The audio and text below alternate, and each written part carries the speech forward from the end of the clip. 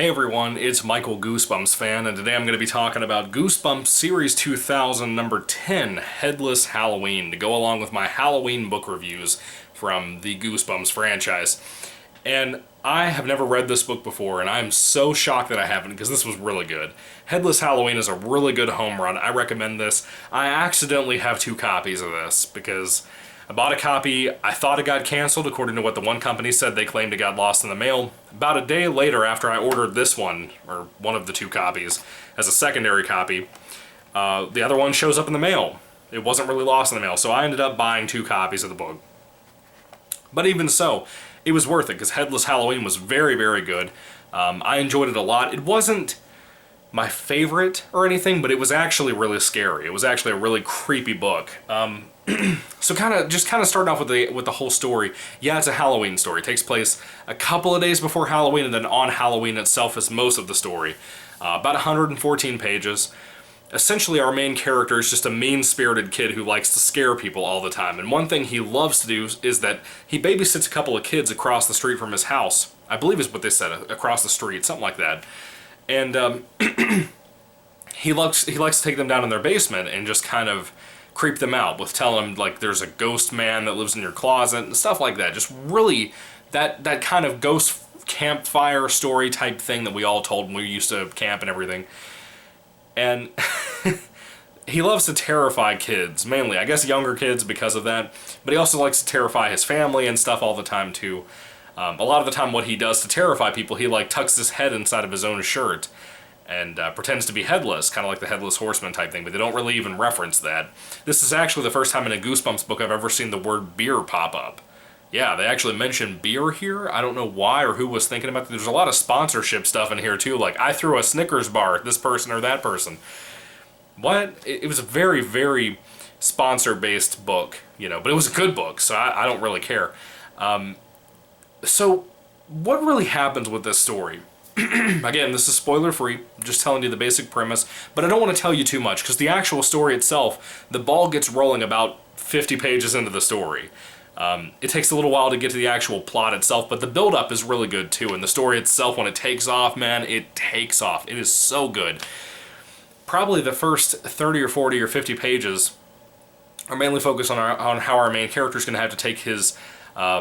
well, it's mostly about setting up how he's always so mean and always so crazy about scaring kids and stuff, how he loses his babysitting job with the kids across the street or whatever, because he scared them as well. But he also gets told by his parents that he has to take his, I think it's his brother or sister or whatever, I think it's his brother, Vinny, that he has to take to go trick-or-treating.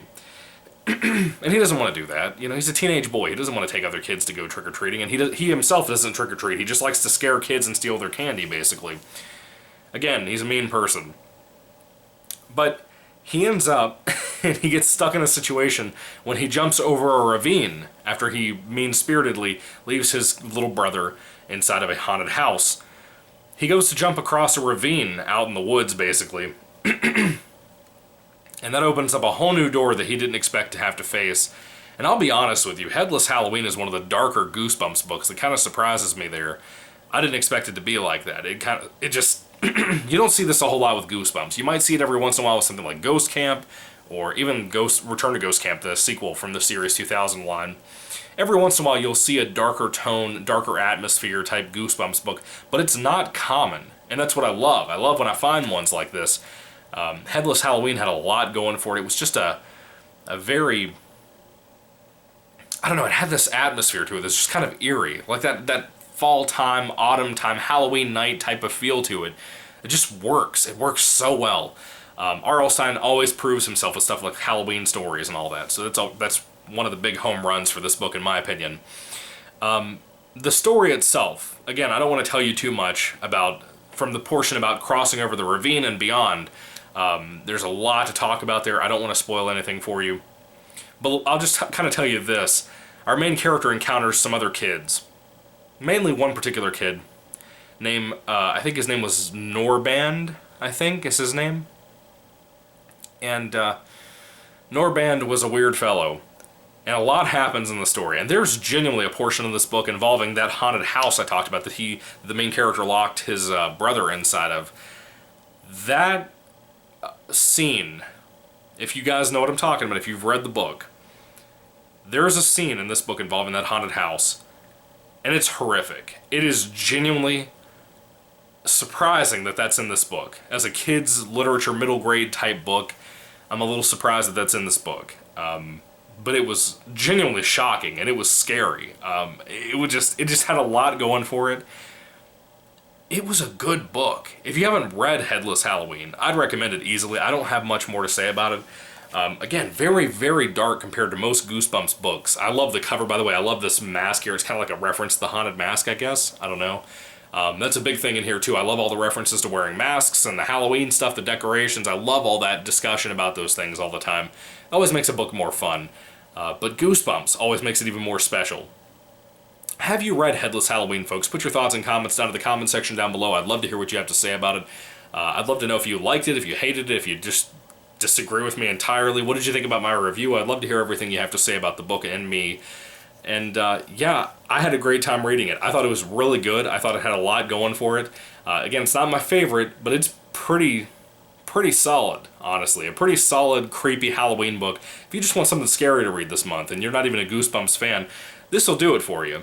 This will do it for you. You don't have to know anything about it. It's a standalone story.